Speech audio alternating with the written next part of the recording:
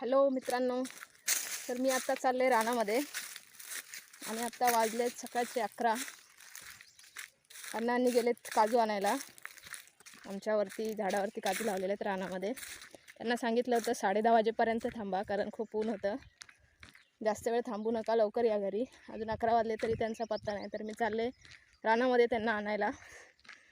बघा असं रान आहे आमच्याकडे आणि मी आत्ता आहे तांबडावरती.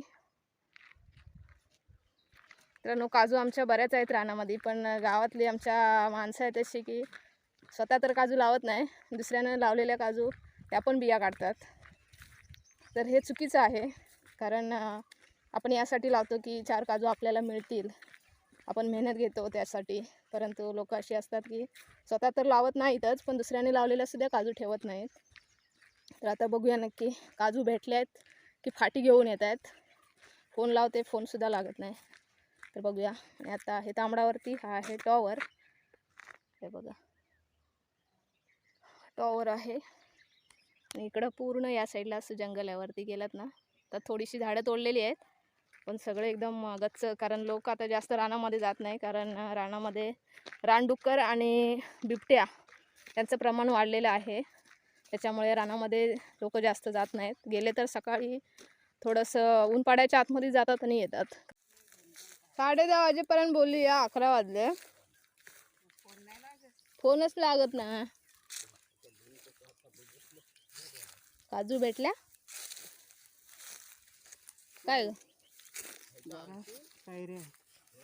काजू नाही, आंबे भेटले काय? थोड्या पण नाही काजू भेटल्या.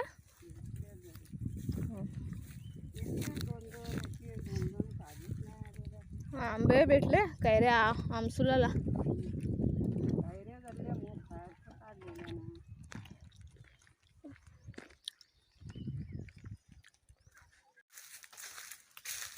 हळूहळू मित्रांनो गेले होते यांना शोधायला, भेटले. पण डोक्यावरती बघा माझं एक मोठं लाकूड दिलंय. मित्रांनो गावाला राहिल्यानंतर शेती केल्याच्या नंतर ह्या सगळ्या गोष्टी कराव्याच लागतात आणि मजा येते. मला करायला हे आवडतं.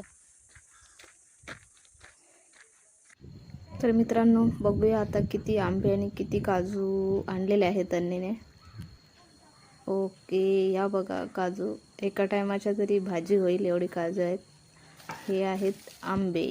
आता या आंब्यांची आमसुलं करणार आम्ही. सो मित्रांनो व्हिडिओ आवडला तर सबस्क्राईब करा, शेअर करा. थँक्यू.